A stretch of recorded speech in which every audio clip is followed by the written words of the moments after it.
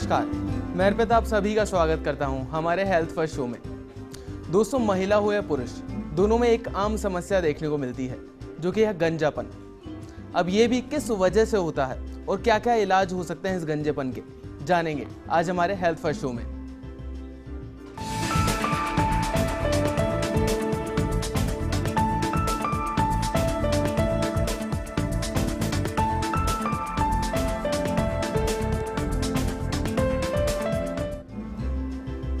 दोस्तों, पुराने समय में कहा जाता था कि अगर आपके बाल झड़ने लगे हैं, यानी कि आप बूढ़े होने लगे हैं, और होता भी था, 60 साल की उम्र तक ही गंजापन आता था। लेकिन आजकल 20 से 30 साल के लोगों में गंजापन आने लगा है। तो दर्शकों, हम बालों के झड़ने को रोक सकते हैं और गंजे होने से बच सकते हैं। साथ ही कौन कौन सी ऐसी टेक्निक्स है जिनसे आपके बाल फिर से आ सकते हैं, इन्हीं समस्याओं को सुलझाने के लिए आज हमारे साथ हमारे स्टूडियो में मौजूद हैं डॉक्टर दिनेश माथुर। डॉक्टर साहब, आपका बहुत बहुत स्वागत है हमारे स्टूडियो में। नमस्कार। आप भी अगर इस गंजेपन की समस्या से ग्रस्त हैं, उसका समाधान चाहते हैं, तो आप हमें कॉल कर सकते हैं और डॉक्टर दिनेश माथुर से जान सकते हैं अपनी सारी समस्याओं के समाधान।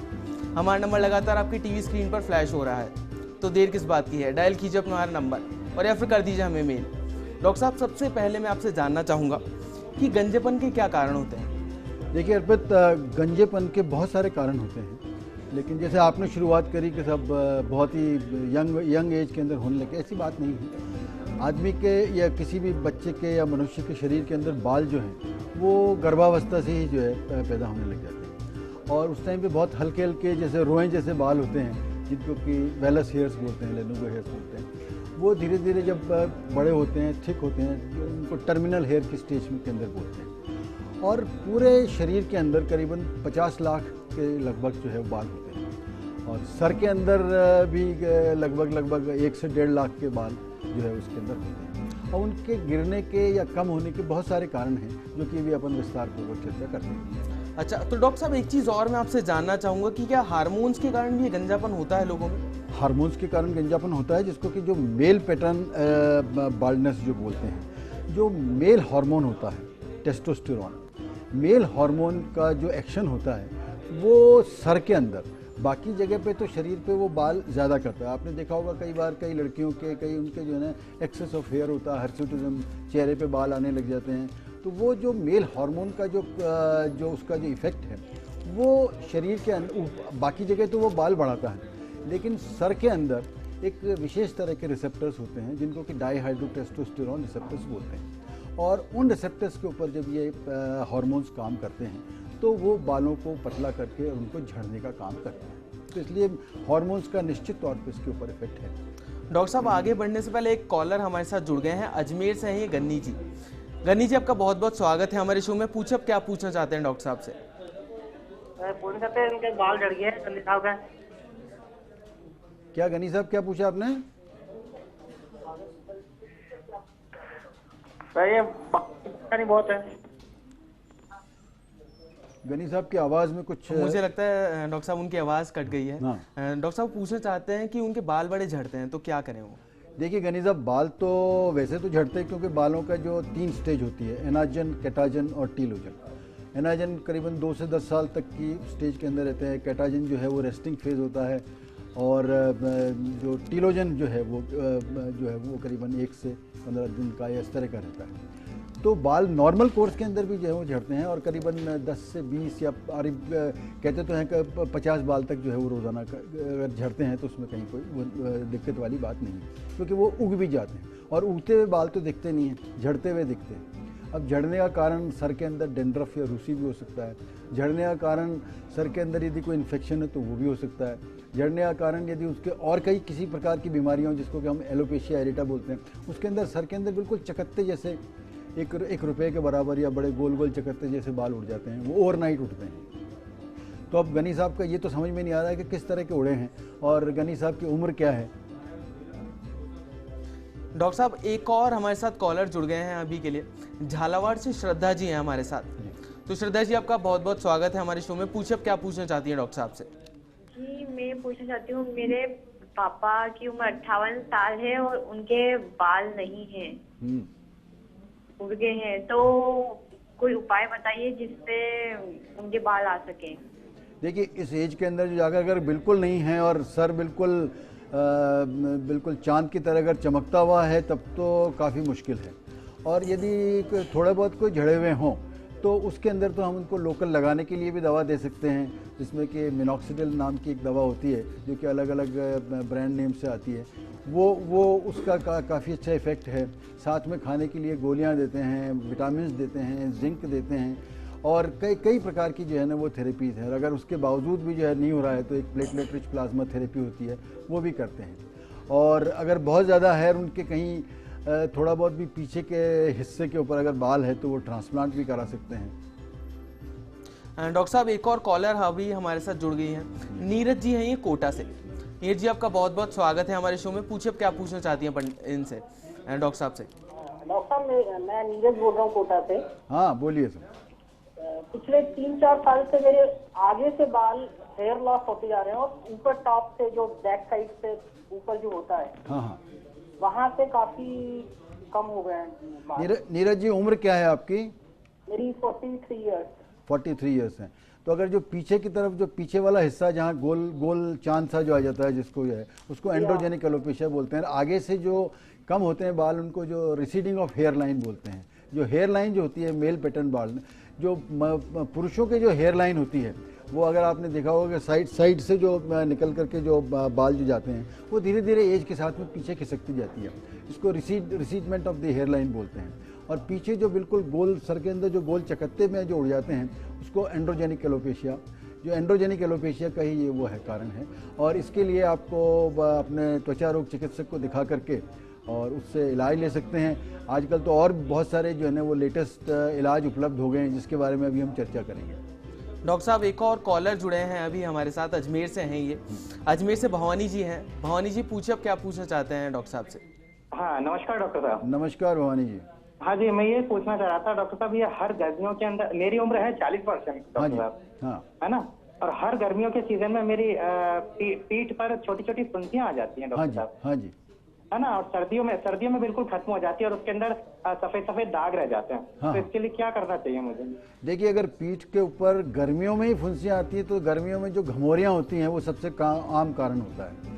अगर 43 इयर्स की एज के अंदर एक्नी जो पिंपल्स जिसको बोलते हैं वो तो कम उसका पॉसिबिलिटी है, लेकिन एडल्ट एक्नी भी होती है। कई लोगों के जिनके इंसुलिन रेजिस्टेंस हो जाता है या और कोई मेटाबॉलिक सिंड्रोम हो उसके अंदर एक्नी हो सकती है। लेकिन जो आप जिस तरह का बता रहे हैं मेरे को लगता है कि कहीं आपका क्या काम है, कहीं गर्मी में या पसीने की ग्रंथियाँ यदि ब्लॉक हो जाती हैं तो उसके अंदर जो है ना वो घमौरियाँ हो जाती है जिसको कि हम टेक्निकल भाषा में मिलिएरिया बोलते हैं, मिलिएरिया रूब्रा। वो जब सूखते हैं तो सफ़ेद सफ़ेद हल्के छिलके से या दाने जो छोड़ देते हैं। तो आप जब भी मौका मिले तो थोड़ा सा टेम्परेचर में ठंडा करके, और ठंडा यदि एसी उपलब्ध हो तो एसी, कूलर हो तो कूलर, नहीं तो बर्फ़ भी लगा सकते हैं और उसको जो है इस प्रकार से आप उनसे निजात पा सकते हैं। डॉक्टर साहब एक और कॉलर हमारे साथ जुड़ गए हैं, सिरोही से उत्तम जी हैं जो अपना सवाल पूछना चाहते हैं आपसे। उत्तम जी आपका स्वागत है हमारे शो में। पूछिए क्या पूछना चाहते हैं डॉक्टर साहब से। हाँ सर। हाँ उत्तम जी। हाँ सर। हाँ बोलिए उत्तम जी, क्या सवाल है आपका? मेरे एक ताऊ जी है सर। है साहब? मेरे ताऊ जी है। हाँ हाँ। उनके हाथों के और चेहरे पे और जो है ना ये गर्मियों के दिनों में ये हो जाता है, ऐसे गर्मी के लाल लाल हो जाता है और ऊपर की चमड़ी है वो हल्का सा कहीं टच होता है तो ब्लड आ जाता है और इस तरह की चमड़ी है। बहुत सारी ट्रीटमेंट भी ली, कोई फायदा नहीं हुआ। क्या वृद्ध एज है उनकी? क्या एज है? हाँ ये 65। हाँ 65 में सिनाइल परपुरा बोलते हैं हम उसको।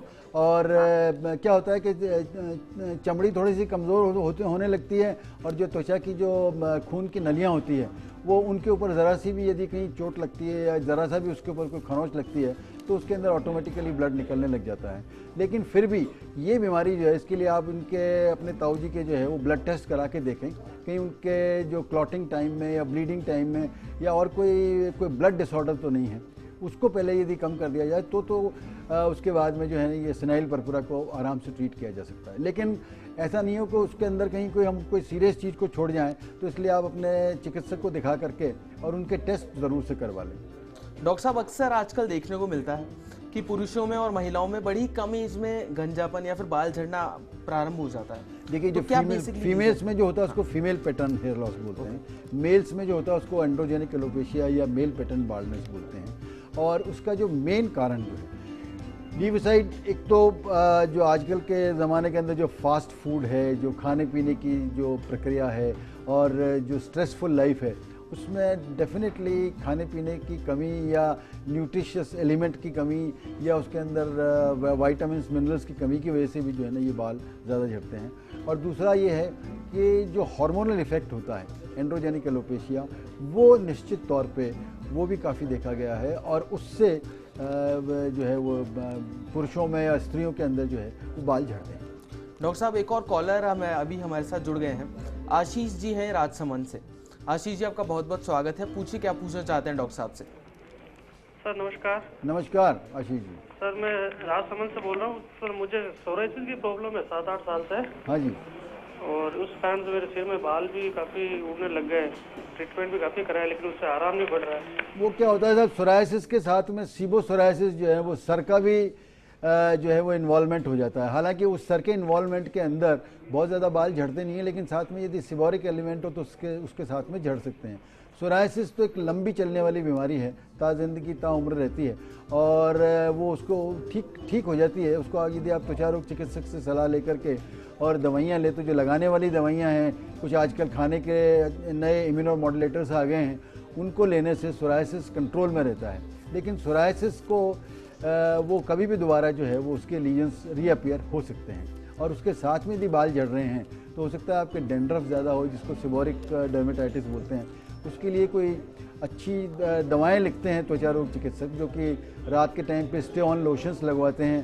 सुबह जो है कीटाकोनाजोल के शैम्पू का हफ्ते में 1 या 2 बार प्रयोग करें। लगाने के लिए भी दवाई देते हैं और उससे आपको निश्चित तौर पर आराम मिलेगा। डॉक्टर साहब, एक और कॉलर अभी हमारे साथ जुड़े हैं। उदयपुर से राहुल हैं ये। और राहुल, आपका बहुत बहुत स्वागत है हमारे शो में। पूछिए क्या पूछना चाहते हैं डॉक्टर साहब से। डॉक्टर साहब नमस्ते। नमस्ते सर, मेरा ये सवाल है कि मेरे बाल बहुत ही पतले हैं, एकदम बहुत पतले हैं और मेरे बालों का घनत्व कम है।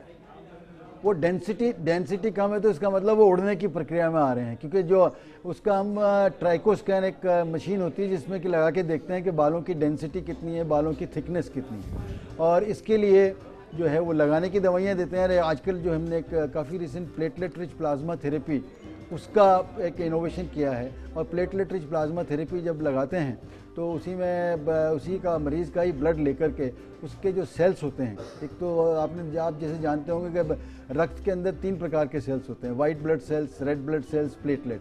तो जो प्लेटलेट होते हैं उनको अलग से निकाल करके और उनको एक्टिवेट करते हैं और उनको वापस से री इंजेक्ट कर देते हैं सर के अंदर, बालों के अंदर। उसके और कई सारे उनके गुण भी हैं, लेकिन बालों के अंदर जब उसमें इंजेक्ट करते हैं तो उसके अंदर ग्रोथ फैक्टर्स निकलते हैं और उन ग्रोथ फैक्टर्स से जो है ये बालों की डेंसिटी भी मोटी होती है और इनकी ग्रोथ भी अच्छी होती है। डॉक्टर साहब, एक और कॉलर जुड़ गए हैं अभी हमारे साथ। नागौर से हैं ये, राहुल हैं। राहुल, पूछिए क्या पूछना चाहते हैं। बोलिए राहुल जी। जी सर, मेरी एज 22 ईयर्स है, बट मेरे बाल उड़ने शुरू हुए हैं जी। जो जैसे मेल पैटर्न आपने अभी बोला, तो मैंने डॉक्टर से कंसल्ट किया तो उन्होंने बोला ये मेल पैटर्न बन रहा है, बट अभी काफी ज्यादा बढ़ता जा रहा है। तो सर इसके लिए कोई सोल्यूशन? वो यही है कि मेल पैटर्न बाल्डनेस के लिए लगाने के लिए मिनॉक्सिडिल प्रिस्क्राइब करते हैं, जो कि 6-8 महीने या काफ़ी लंबे समय तक लगाना पड़ता है। और साथ के अंदर उसको बायोटेन और दूसरी कई मल्टीविटामिन की गोलियां होती है, वो गोलियां साथ में देते हैं। और अगर वहाँ पे तो कहाँ से, सिरोही से बोल रहे हैं आप? कहाँ से? नागौर से।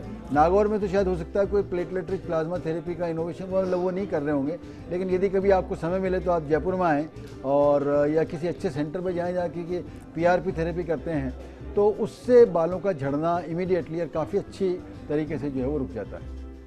अभी के लिए वक्त उछला एक छोटे से ब्रेक का। ब्रेक के बाद जल्द वापस लौटेंगे और बात करेंगे कि गंजेपन की समस्या को कैसे दूर किया जा सकता है।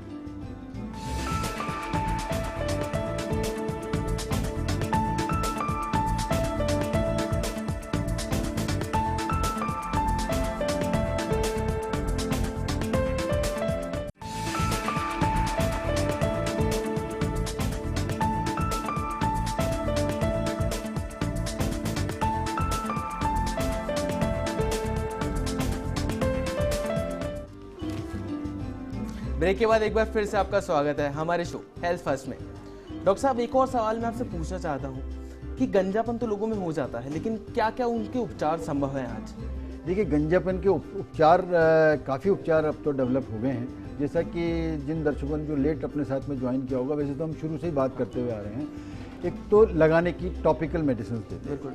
टॉपिकल मेडिसिन के अंदर जैसा मैंने बताया कि हेयर रीग्रो करने के लिए जो सबसे जो कॉमन यूज़ होती है इंटरनेशनली दवा मिनॉक्सिडिल होती है। वो 2%, 5%, 10% इसमें आती है। मिनॉक्सिडिल बेसिकली तो एक वेजोडायलेटर है जो कि खून का दौरा बढ़ाती है, लेकिन उसको लगाने से जो बाल जो हैं वो उनका रीग्रोथ और उनकी डेंसिटी बढ़ने लग जाती है। वो लंबे समय तक लगानी पड़ती है और इसके साथ के अंदर जो बालों की ग्रोथ के लिए कई विटामिन्स और मिनरल्स देते हैं। इसके साथ साथ में कई प्रकार के सीरम आने लग गए हैं जो कि जो है ना उन सीरम से भी जो है वो बालों का की ग्रोथ और डेंसिटी बढ़ने लग जाती है। इसके अलावा बालों को इनका इलाज करने के लिए दूसरा जो सबसे ज़्यादा जो ज़बरदस्त जो इनोवेशन जो हुआ है वो है मिनॉक्सिडिल, ये प्लेटलेट रिच प्लाज्मा थेरेपी का। प्लेटलेट रिच प्लाज्मा थेरेपी अभी हमने बात की थी, मैं शॉर्ट में फिर बता दूं आपको कि रोगी का खुद ही का ब्लड लेकर के और उसके प्लेटलेट अलग से निकाल के एक्टिवेट करके सर के अंदर एक मशीन होती है, माइक्रो नीडलिंग मशीन, उससे उसको अंदर घुमा करके वो ड्रग डिलीवरी उसके अंदर कर दी जाती है। और उससे इमीडिएटली जो कि हमने करके देखा, जो हमारा एक्सपीरियंस है, तो उससे तुरंत बालों का झड़ना जो है वो रोकने में बहुत कारगर है और उससे उनकी ग्रोथ और डेंसिटी भी बढ़ती है। तीसरा, हेयर ट्रांसप्लांट जो है वो काफ़ी चलन के अंदर है और उसके काफ़ी एडवर्टीजमेंट लोग बात करते हैं। हेयर ट्रांसप्लांट के अंदर क्या करते हैं कि यदि आपके सर के पीछे के बाल मौजूद हैं, क्योंकि जो पीछे वाले जो बाल होते हैं जो पीछे के खोपड़ी के अंदर वो एंड्रोजेनिक हार्मोन्स के जो है वो इनसेंसिटिव होते हैं, वो वहाँ पे वो नॉर्मली नहीं उठते हैं। आपने देखा होगा कि सर के ऊपर की हेयर लाइन रिसीड कर जाती है, चांद निकल जाती है, गंजा हो जाता है, लेकिन पीछे वाले बाल बचे हुए रहते हैं क्योंकि वो उनके ऊपर एंड्रोजेंस काम नहीं करते हैं। वहाँ से एक पट्टी लेकर के और उनको बालों को रोक देते हैं, जिसको कि हेयर ट्रांसप्लांट बोलते हैं। डॉक्टर साहब, एक और कॉलर जुड़े हैं अभी हमारे साथ, उदयपुर से प्रदीप जी हैं। प्रदीप जी, आपका स्वागत है हमारे शो में। पूछिए क्या पूछना चाहते हैं डॉक्टर साहब से। हेलो। हाँ प्रदीप जी।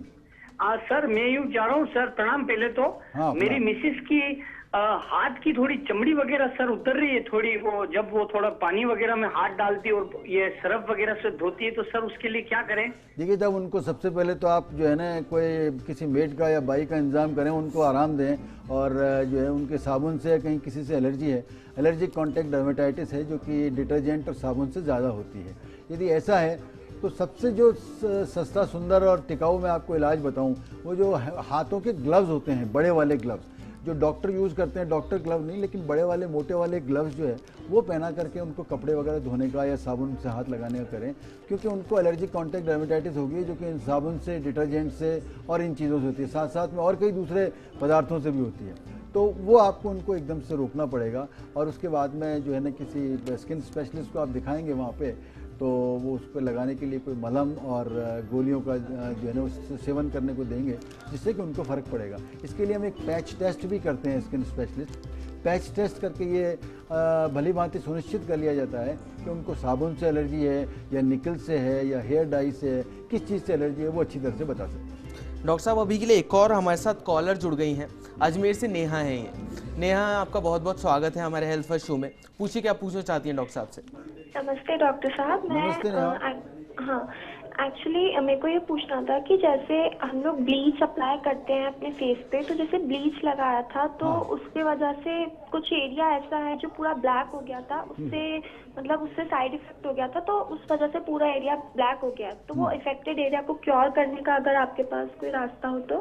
बिल्कुल बिल्कुल, स्किन स्पेशलिस्ट के पास तो काम ही है और यही सारे होते हैं, क्योंकि ब्लीचिंग से कोई आपको उसमें इन्फ्लेमेशन हुआ है, पोस्ट इन्फ्लेमेटरी हाइपरमेलानोसिस हो गया है, तो उसको कम करने के लिए आपको या तो हमारे पास में आना पड़ेगा या वहाँ पे लोकल जो अगर आपका स्किन स्पेशलिस्ट हो उनके पास में आप जाएंगे, तो पोस्ट इन्फ्लेमेटरी हाइपरमेलानोसिस को कम करने के लिए वो कुछ लोकल दवाओं का इस्तेमाल करने को आपको कहेंगे। कुछ खाने के लिए विटामिन सी या कई तरह की गोलियां आजकल आने लगी है, उसके सेवन से आपको निश्चित तौर पर फ़ायदा मिलेगा। डॉक्टर साहब, अभी के लिए एक और कॉलर हमारे साथ जुड़ गए हैं, कोटा से दिनेश जी हैं। दिनेश जी, आपका स्वागत है हमारे शो में। पूछिए क्या पूछना चाहते हैं डॉक्टर साहब से। डॉक्टर साहब हेलो। नमस्कार जी। हाँ बोलिए दिनेश जी। दिनेश जी, आपके टीवी की वॉल्यूम थोड़ा कम कर लीजिए और फिर आपका सवाल पूछिए। जी डॉक्टर साहब। हाँ जी। मैं 18 साल की ऐसे मेरे बाल झड़ने लग गए थे। हैं? 18 साल की उम्र से मेरे बाल झड़ने लग गए थे। हाँ हाँ। जो मेरे ऐसे ना होम्योपैथिक इलाज करा लिया, डॉक्टर को दिखा लिया, सब जांच वगैरह करा ली, मेरे बाल झड़ना बंद हुए, बाल बहुत पतले हो गए मेरे। हाँ हाँ।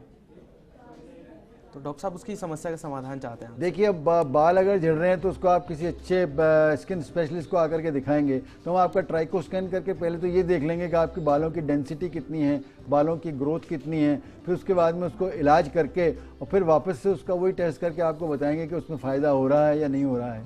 इसको आप जो है ना वो ऐसे उसको आकर तुरंत आकर के इसका जो है ना आप इलाज करवाएं। डॉक्टर साहब, एक चीज़ और मैं आपसे जानना चाहूँगा कि किन किन बातों का ध्यान रखना चाहिए लोगों को अक्सर कि जिनसे उनके बाल कम झड़े और या फिर गंजापन कम उम्र में ना आए। देखिए साहब, एक तो ये है कि सबसे पहले तो अपने खान पान का ध्यान रखना चाहिए। यदि आपकी डाइट बैलेंस्ड है, यदि डाइट के अंदर प्रचुर मात्रा के अंदर जो है ना रिक्वायर्ड वाइटामिन और मिनरल्स ये सारे हैं, जिंक है, वाइटामिन है, मिनरल है, और दूसरा नहाते टाइम रोज़ाना शैम्पू को मैं कभी भी जो है ना एडवोकेट नहीं करता हूँ, क्योंकि शैम्पू के अंदर हालांकि सॉफ्ट वो होते हैं लेकिन डिटर्जेंट्स होते हैं, और शैम्पू मैंने देखा आजकल के यंगस्टर्स बहुत ज़्यादा डेली शैम्पू को यूज़ करते हैं, तो ज़्यादा शैम्पू का यूज़ करने से भी जो है उसमें डिटर्जेंट इफेक्ट आता है। और शैम्पू करने के बाद में आप उसको कोई अच्छा कंडीशनर भी जो है उसका इस्तेमाल कर सकते हैं, जिससे क्योंकि शैम्पू करने से उसके अंदर जो इलेक्ट्रॉनिक चार्ज होता है वो डिस्टर्ब हो जाता है, और उस चार्ज के डिस्टर्ब होने से जो है ये बाल रूखे हो जाते हैं और बिल्कुल कड़क हो जाते हैं। यदि उसके अंदर कंडीशनर लगाया जाए तो उससे काफ़ी फ़र्क पड़ता है। और दूसरा तीसरी बात जो है, बालों का जो है ना वो पुराने ज़माने के अंदर जो है वो जब तेल की मालिश किया करते थे, तो वैसे तो बाल इटसेल्फ डेड टिश्यू है, उसको तो वो नहीं कहते हैं, लेकिन जहाँ से वो उगता है नीचे से, डर्मल पेपिला से जहाँ से उगता है वहाँ तो उसको न्यूट्रिशन चाहिए। तो यदि आप तेल की मालिश करें, अच्छा जो है ना कोई हफ्ते में 1 या 2 बार उसकी मालिश करें, उसका भी बड़ा अच्छा इफेक्ट रहेगा। और खाने पीने के ऊपर सबसे ज़्यादा ध्यान रखें। आशा करते हैं कि हमारा शो आपको काफ़ी पसंद आया होगा। डॉक्टर साहब, हमारे स्टूडियो में आने के लिए और लोगों की समस्याओं का समाधान करने के लिए आपका बहुत बहुत शुक्रिया। Thank you. आशा आपको ये पसंद आया होगा। और अगले सप्ताह इसी दिन इसी समय हम आपसे बातें करेंगे जो त्वचा के ऊपर सफ़ेद दाग हो जाते हैं, चकत्ते पड़ जाते हैं, उनके क्या उसमें क्या भ्रांतियाँ हैं, उनके क्या इलाज हैं, उनका क्या उपचार है। तो देखना न भूलिएगा आप हेल्थ फर्स्ट, अगले शनिवार 2:30 बजे। आज के लिए इतना ही। आप देखते रहिए फर्स्ट इंडिया न्यूज़।